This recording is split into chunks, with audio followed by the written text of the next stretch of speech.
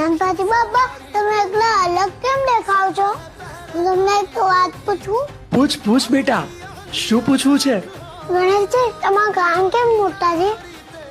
બેટા, મોટા કાન એટલે બધાની વાત ધ્યાનથી સાંભળવી.